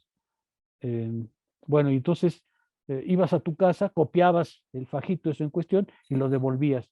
Y luego al rato llegaba Fernando y hacía lo mismo, ¿no? Entonces, así se iban haciendo poco a poco los estudiantes medievales de los libros. Es una historia muy interesante y relativamente compleja, ¿no? Porque claro, bueno, en fin, no les voy a contar, eso es mi trabajo. Mejor lean mi libro y aprenderán algo. Yair. Yo tengo una pregunta respecto a esto que se mencionaba de la separación del autor con la obra. Y la pregunta gira en torno a las condiciones materiales en las que vivimos. Es decir, ¿qué tanto esas condiciones nos obligan a separarnos de la obra? En dos sentidos. En primer lugar, Sí, por supuesto. yo creo que hay como una especie de, no sé si llamarlo banalización de la filosofía o en el sentido en que ya todo es filosofía, ¿no? Es decir, hasta las empresas dicen, la filosofía de la empresa es tal, ¿no? Y se usa la palabra filosofía para cualquier cosa, por un lado. Y por el otro, pues es que las mismas condiciones materiales en las que vivimos nos ponen obstáculos a veces infranqueables, ¿no? Para poder vivir como uno piensa. Entonces, qué tanto está influyendo eso, digamos, Oh, por a la supuesto. hora de construir, no, un sistema propio, por así decirlo? Bueno, lo que pasa es que, bueno, lo que pasa es que, como tú dices, la palabra filosofía, vamos, hay hasta filosofías de autoayuda, ¿no? Eh, no, bueno, pero esa banalización nos toca a nosotros, como profesionales, dejar claro que es eso, una banalización, ¿no? Eso no es filosofía, pero ni por debajo, ¿no? Claro, lo que pasa es que eh, existe esa idea que Hegel combate de que filosofía es simplemente pues eso, ponerse flojito y medio entender lo que uno quiere hacer, ¿no? No, eso no es filosofía. La filosofía es una tarea mucho más seria que eso. Y tienes razón, hay muchas circunstancias por las cuales el filósofo ahora está solo o relativamente solo y tiene que enfrentar también en soledad el libro. Hay una historia muy interesante de por qué leemos ahora en silencio y solos, porque cuando uno examina la historia intelectual de Occidente, la lectura en silencio, pues no empezó a reinar sino después del siglo XV, más o menos. Antes de eso, la lectura es siempre en voz alta. Por ejemplo, se sabe que los lectores medievales, los monjes medievales, leían en voz alta, aun si estaban solos. Pues tomaban el libro y lo tenían que vocalizar. No podían leer en silencio, porque leer en silencio es un aprendizaje que a la humanidad le costó mucho tiempo. Entre otras cosas se debe justamente a eso, a que leemos ahora en silencio, esa soledad, ese individualismo al que te refieres. Sí, no se trata de culpar a la filosofía de la situación actual. Ella no hace más que responder a nuestra propia situación social e histórica, ¿no? Pero lo que sí hay que tener es cuidado en no confundirse bajo el término de filosofía con cualquier cosa y en saber que además de que estamos sujetos a ciertas condiciones sociales, pues también tenemos una historia, una trayectoria con la cual enfrentar los textos filosóficos. Pero eso hay que aprenderlo, por supuesto, porque normalmente no nos lo dicen, ¿no? Por lo menos yo nunca llevé un curso en que me lo dijeran. Ahora aprovecho esto y para decirles, pues, aprendan a leer filosóficamente y desde luego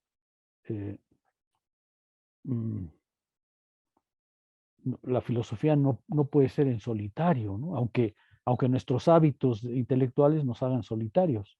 Por ejemplo, tú me ves a mí, atrás de mí, rodeado de libros. Tú estás en las mismas, más o menos. Eh, ¿qué pasa? Pues que leo en mi casa solo, ¿no?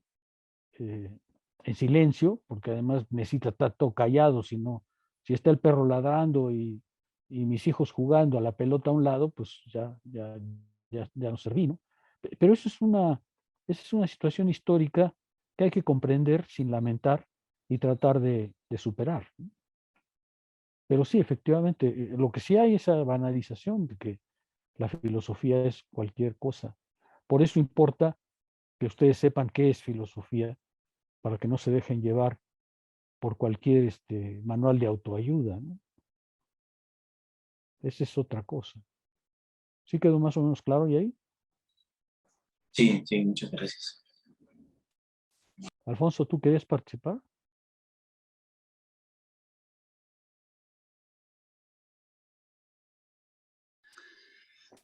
Sí, Uy, doctor, a mí más bien me surgió la duda en esta anécdota que cuenta de la señora.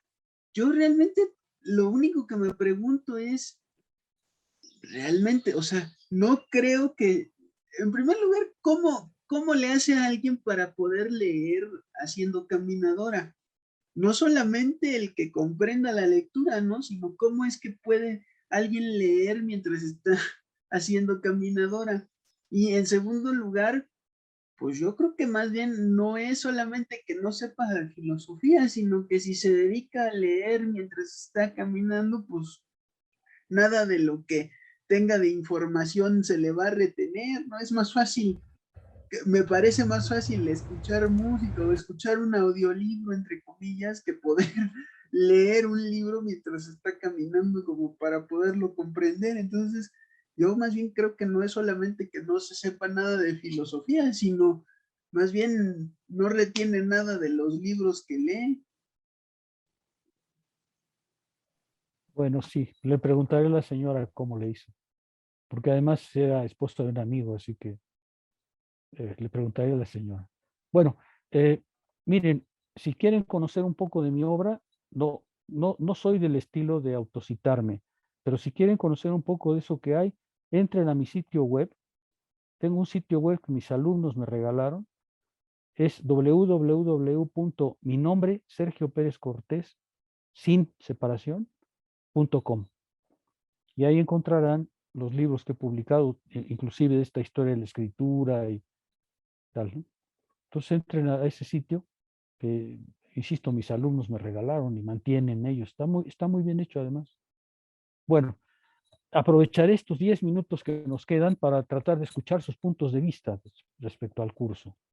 A mí me parece, siempre he tenido el hábito de preguntarle a los alumnos al final, en el examen oral normalmente, qué resienten del curso, qué pueden decir del curso, eh, qué puedo comprender de lo que hago y hasta qué punto he logrado lo que me propongo.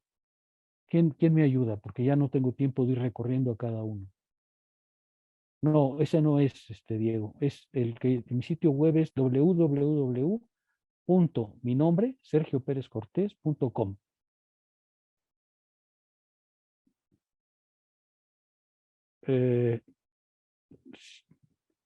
No estoy seguro, pero creo que sí. En fin, lo que sí sé es que es .com, sergioperezcortés.com, y suelo entrar de vez en cuando para ver cómo está. Está bien hecho, está muy bien hecho. Hay algunos artículos míos muy viejos, pero hay algunas cosas mías ahí. Bueno, en fin, pero basta de este autoanuncio. ¿Cómo les fue en el curso? Tienen que ser voluntarios porque ya la hora no me da para recorrerlos a todos. ¿Cómo les fue en el curso? Sebastián. Pues bien, profesor, al principio, pues como a todos me imagino que cuesta muchísimo trabajo empezar a leer un libro de Hegel, ¿no? Yo me quedé en la primera oración, bueno, en las primeras dos oraciones, digo, empieza muy fuerte. Y yo también, por otra parte, creo que agradezco mucho la insistencia que ha estado generando sobre nosotros para participar, porque me imagino que enseñar este tipo de contenido e intentar que se comprenda, pues sí, uno tiene que estar seguro de que sea. Y no sé, o sea, por ejemplo, con esta, cuesta también trabajo, número uno, leer, y luego entender cómo es que, no sé, de repente si alguien llega y te dice que el pensamiento tiene que indagar en la vida misma, el concepto, pues uno dice, pues qué onda, ¿no? ¿De qué va? Pero bueno, conforme a los apuntes que hemos hecho, creo que cada vez se vuelve más claro y pues sí es una nueva forma, siento yo, de concebir la filosofía y también nuestro labor si es que queremos seguir haciendo, o mejor si queremos hacer filosofía. Eso sería por mi parte. Fernando, gracias. Fernando. Bueno, con respecto a este curso, yo creo que en primera instancia agradecerle por su constancia y por hacernos sentir parte de un curso. Creo que, no sé, pero al menos yo he tenido algunas experiencias en donde pareciera que solo venimos a escuchar una mera exposición de un tema, pero en este curso creo que se esforzó bastante en introducirnos y en hacernos esforzar por entender el texto. Sobre todo con este tipo de autores como Hegel, que el simple hecho de escuchar su nombre ya es hacerte ideas como muy abstractas en la cabeza. Y a mí en lo personal sí me ayudó bastante a entender qué es lo que significa la filosofía realmente y más entregado, digamos, al texto.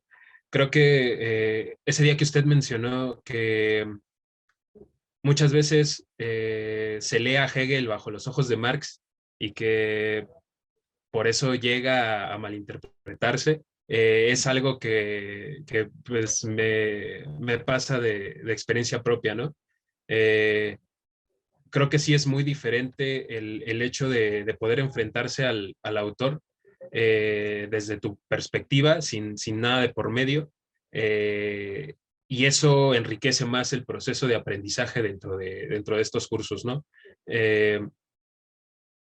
Te vas formando y vas entendiendo tu propio desarrollo de aprendizaje y eso creo que es lo que me llevo en este curso. Vale, gracias, Fernando. Sigue Yair, Netzaí y René. Son las manos que veo. Yair. Bueno, muy breve. Había yo escuchado que que Kant era el antes y el después de Sócrates. Mucho tiempo escuché eso, pero al menos en mi formación yo veo más a Hegel en ese antes y después. Es decir, después de haber llevado este curso, me parece, yo tengo una manera muy distinta de ver la filosofía y la vida en general. Entonces, pues ese es el impacto como tal, aunque quizás sea un poco prematuro decirlo, ya que pues todavía tengo mucho por leer de Hegel, ¿no? Me he estado peleando como 3 semanas con la certeza sensible, entonces pues me queda mucho camino, pero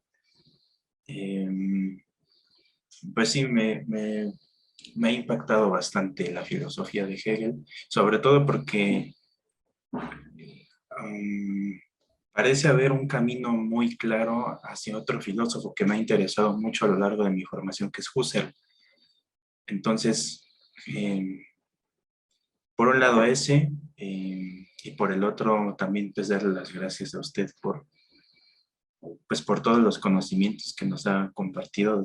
Desde luego que un curso así en estas condiciones, digamos en línea, en pandemia, pues no es nada fácil. Y sin embargo, yo creo que se logró el objetivo, ¿no? Al menos en mi parte puedo decir eso, que me voy de aquí siendo pues una persona muy, muy diferente cuando llegue. Pues obviamente me voy a seguir peleando con la dificultad de Hegel, pero bueno, pues eso, como habíamos visto en el curso, es natural, ¿no? Pues es el esfuerzo, ¿no? Que uno tiene que hacer. Así es. Muy bien. Entonces, pues le agradezco mucho y ojalá nos podamos ver en algún curso futuro. Ojalá, ojalá. Netzaí, gracias, Jair. Siguen Netzaí, René y Héctor, son los que tengo, y Alfonso. Netzaí, Sí, René profesor. y Héctor. Sí, igual, de igual manera, yo creo que en este curso, al entrar en ese curso pensé que iba a ser muy difícil, que lo fue muy difícil entrar al pensamiento de Hegel, porque supone un esfuerzo, ¿no? Y un proceso muy largo, pero ya al final ha sido muy fructífero, ¿no? Digamos, se ha cumplido el objetivo de ubicarme en esta filosofía hegeliana, ¿no? La dirección que pretende su filosofía, ¿no? Y bueno, pues si bien el trabajo de Hegel supone un trabajo de años y de esfuerzo, solamente el prólogo nos llevó 3 meses, ¿no? Eh, yo creo que esto ha rendido frutos, ha mostrado enormidades, ¿no? Y sobre todo lo que más importa es que nos ha mostrado de manera clara el pensamiento de Hegel, ¿no? Eh, y bueno, del pensamiento de Hegel también, yo me quedo muy marcado, ¿no? Con ciertos pensamientos, sobre todo el pensamiento de Hegel de la reconciliación, ¿no? Creo que es de lo que más me quedó, ¿no? Digamos, cómo la filosofía de Hegel pretende reconciliar todos estos aspectos que la filosofía precedente estaba desuniendo de manera inconsciente, ¿no? Digamos, no veía que la filosofía tenía como, como objetivo unir, ¿no? Unir racionalmente. Eh, y bueno, pues también cuidarnos de la vanidad, de la opinión personal sobre la verdad filosófica, ¿no? Yo creo que este curso mantiene o nos pretende establecer una actitud filosófica, ¿no? De diferenciar lo que sería una opinión personal a un sistema que pretende buscar la verdad filosófica, ¿no? Yo creo que eso es muy importante, ¿no? Porque hay muchas filosofías que hemos visto que solamente están en pos del narcisismo, ¿no? Entonces yo creo que eso es esa es la enseñanza con la que me quedo en el curso, ¿no? Eh, y bueno, pues también agradecerle, profesor, porque su claridad me ha ayudado a llegar a los textos con menos miedo. Muchas gracias, profesor. Oh, tú has avanzado mucho, Netzaí. Tú has avanzado mucho. René, Gracias. Buenas tardes, profesor. buenas tardes, René. Bueno, primero que nada yo quiero agradecerle a usted y también a todos mis compañeros, ya que las participaciones en las clases o en las clases más bien han sido bastante valiosas. Recuerdo que la primera vez que quise leer la fenomenología del espíritu, el texto me rechazó. Evidentemente no entendía nada de lo que decía y de hecho hasta me estaba confundiendo bastante. Y sin embargo, ahora ya tengo una base que me puede ayudar a darle continuidad al texto. Y sobre todo, pues volver a repasar nuevamente hasta donde nos hemos quedado, evidentemente, para mirar, por un lado, mi ensayo y por otra parte también prestar atención a los errores que he cometido.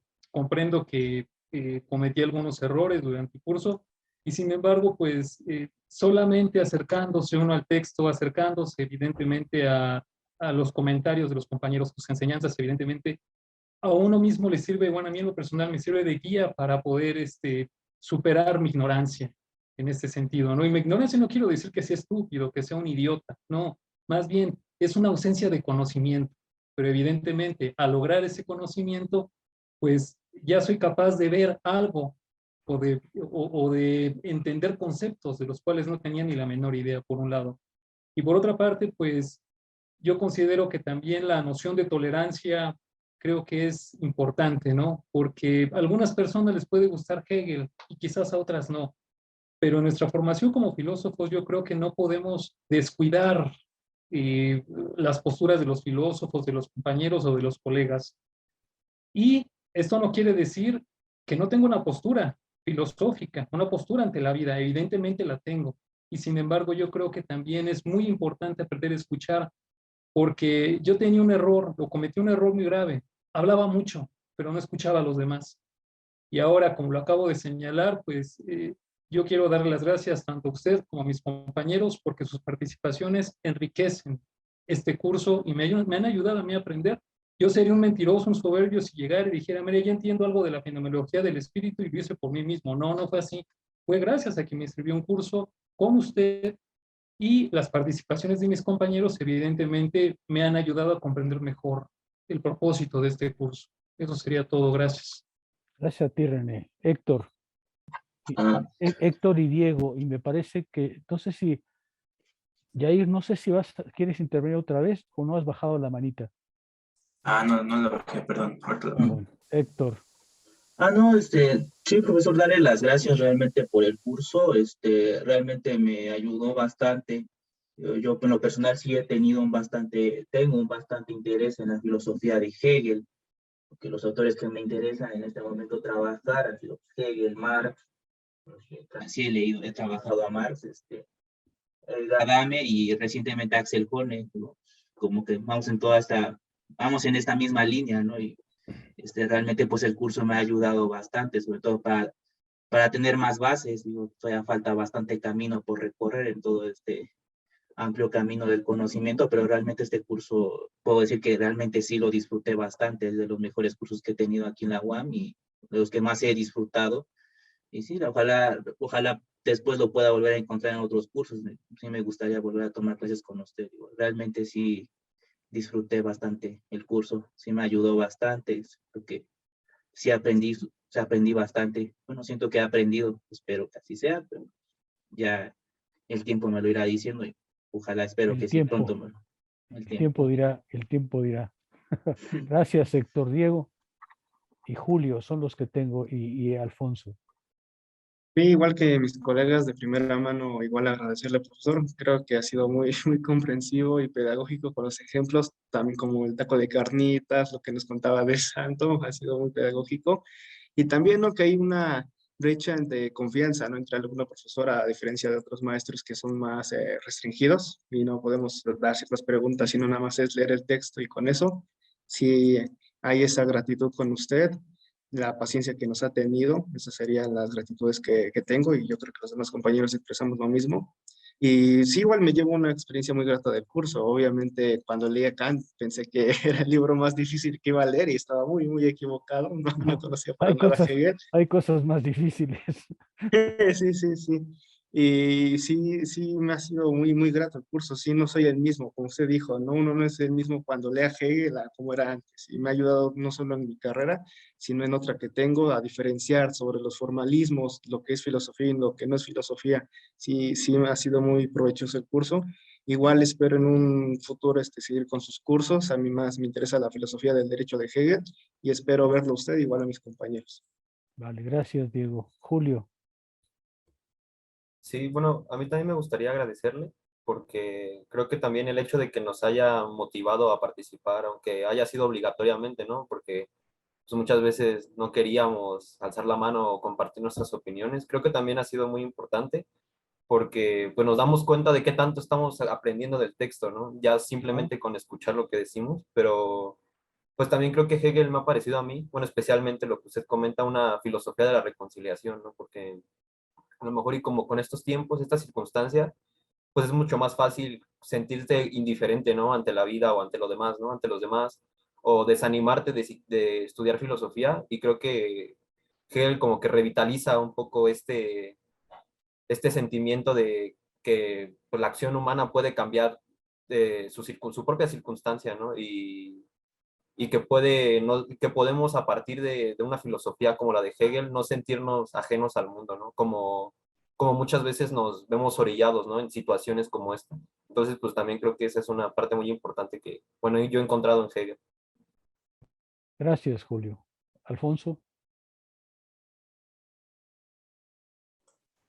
Sí, gracias, doctor. Bueno, primero, otra vez de nuevo, como lo hice en la clase pasada, agradecerle, pero también, pues, quiero agradecerle a los demás por soportar a alguien que no es filósofo, pero que sin embargo, pues, ayudaron a que se entendiera como esta parte filosófica, ¿no? Porque yo vengo de la parte social, de la parte de derechos humanos que tiene que ver con filosofía, sin embargo no soy filósofo, y por eso mismo le decía, doctor, que a lo mejor Hegel tenía como esta mala fama que no del todo se lo merece, ¿no? Porque justamente creo que la tiene porque no hay alguien que nos guíe en la lectura de Hegel para, para realmente entender lo que estoy diciendo. Entonces se sigue viendo como este autor oscuro y autor inentendible, ¿no? Porque no hay como estas guías. Entonces me parece que eso es lo que le da la fama, que, insisto, creo que no se la merece, y a mí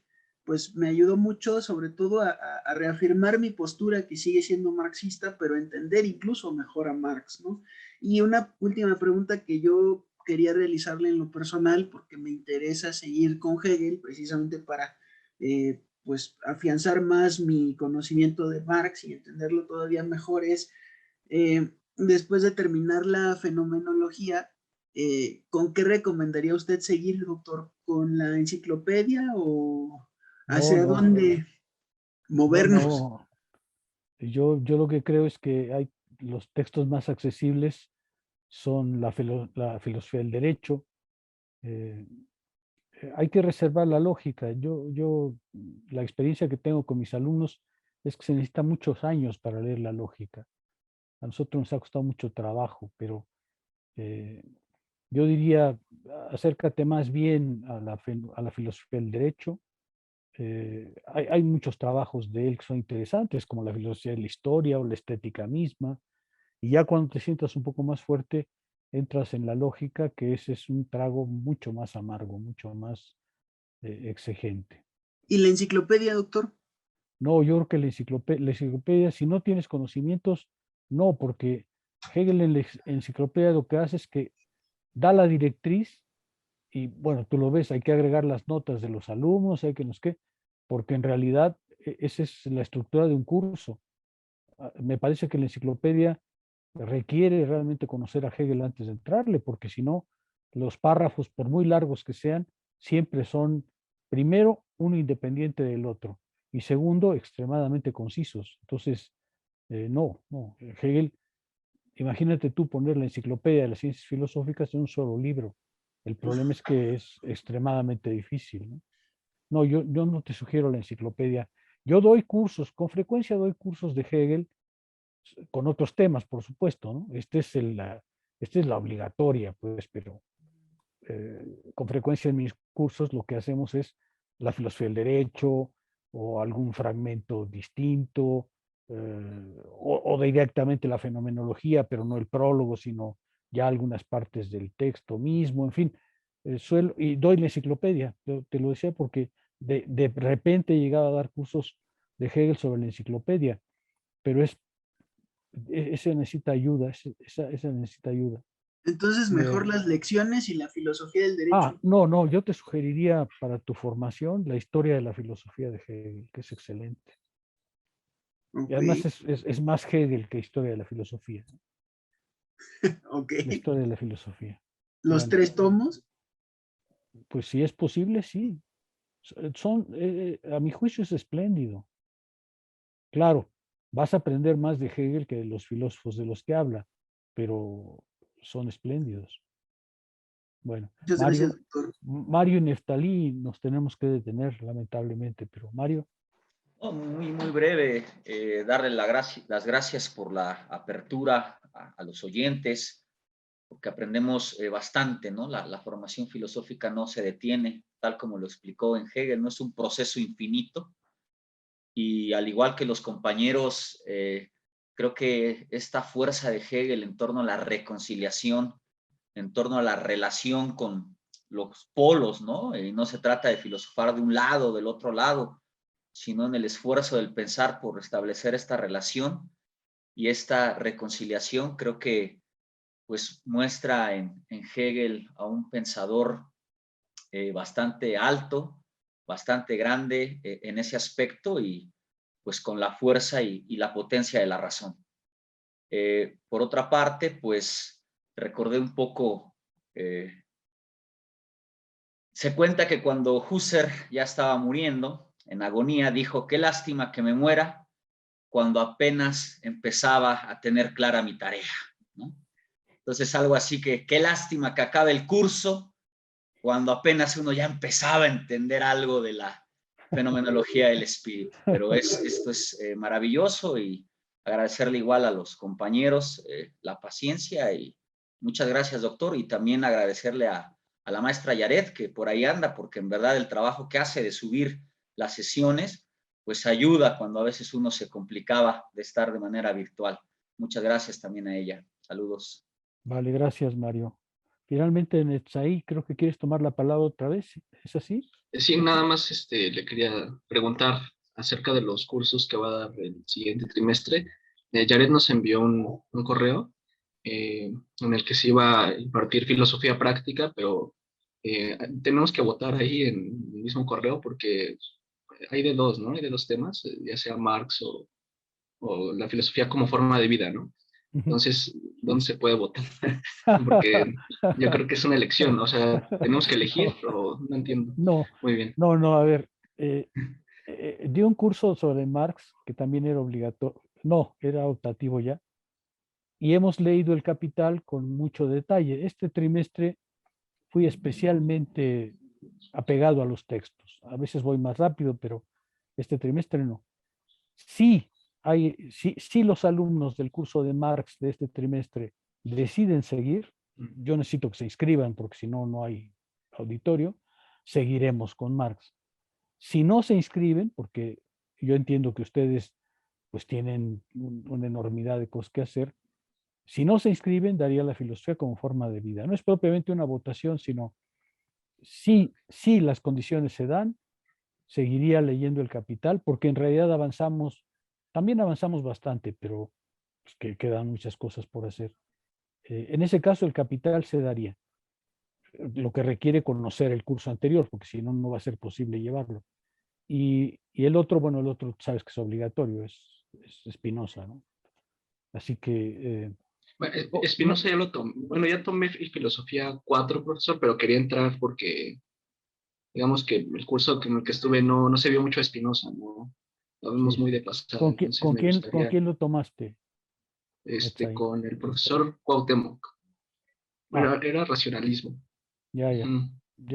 Era para Sí. saber por dónde fue.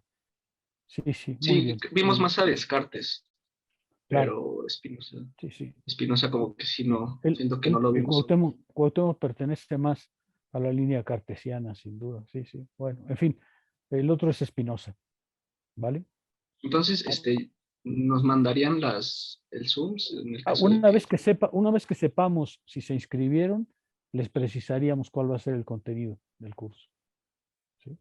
La filosofía como forma de vida es fundamentalmente las filosofías helenísticas. Estoicismo, epicureísmo, cinismo. Ese curso es sobre filosofías helenísticas, que es muy interesante porque eso nunca se da en historias de la filosofía. Eso es muy nuevo para ustedes. Y se llama la filosofía como forma de vida. Creo que es muy importante para entender o para tratar uno de orientarse en la filosofía, en la vida filosófica. Pero dependerá. Te lo haremos saber en cuanto se decida la cosa por el número de Ok, asistentes. sí, porque sí aceptarían oyentes en la de Espinosa, bueno, porque le digo, yo ya cursé ese. Sí, por supuesto. Yo siempre acepto Muchas oyentes. gracias. La única condición es que no falten los estudios. Los oyentes son los polizontes, ¿no? Van ahí de gratis. Entonces, pues tienen que ser más fieles, ¿no? Claro. ¿Está bien? Sí, Bueno, muchas gracias, profesor. André, y terminamos. Sí, André, y terminamos porque tengo una cosa a las 2:30. André. Sí, bueno, sí, solo quería dar mis apreciaciones generales del curso. La verdad me sirvió muchísimo, porque cuando abrí el prólogo, parecía como, es como cuando alguien abre un libro de matemáticas, ¿no? Y ve un montón de ecuaciones y no entiende nada, ¿no? Y igual mis apuntes, ¿no? Ni yo mismo entendía mis apuntes, o sea, trataba de trasladar allí los conceptos, ¿no? Y harto difícil, ¿no? Pero bueno, ahora con este curso, pues uno ya se familiariza con las categorías, pero sobre todo con la lógica interna, ¿no? Que maneja Hegel, que me parece particularmente distinta, por ejemplo, no sé, a Aristóteles o a Kant, ¿no? Claro. Por ejemplo, Kant me parece un poco más axiomático, ¿no? Mucho más. Entendimiento, sensibilidad y todo se desglosa, ¿no? En cambio, Hegel sí, o sea, es movimiento, ¿no? Como tal, o sea, de la esencia deriva la existencia y la existencia vuelve y se genera lo especulativo con el movimiento de lo negativo, etcétera. Y sí, o sea, me ha servido muchísimo también, o sea, no solo por por las facilidades que ha brindado, sino también por la exigencia, ¿no? O sea, literalmente todos los días, horas antes o un día antes, uno tenía que estar leyendo los apuntes, etcétera, para llegar a la clase y estar ahí familiarizado, ¿no? Y sobre todo con esta exigencia de participar constantemente, ¿no? Y también la amabilidad que ha tenido de responder todas nuestras dudas, ¿no? En algunos casos por más relativamente alejadas que estén del tema, ¿no? Y en general, muchas gracias porque me ha ayudado muchísimo, ¿no? Muchas gracias. Vale, pues te agradezco a ti, André, por tu constancia, porque para ti en otro país, pues la cosa es todavía más complicada. Pero bueno, te agradezco mucho yo a ti, tu constancia. Creo que también has avanzado mucho. Creo que ya tenías un bagaje importante, pero en algo he logrado hacerte avanzar. Muchas gracias, profe. Bueno, pues si les parece bien, nos despedimos. No lean a Hegel en una caminadora, digamos, sería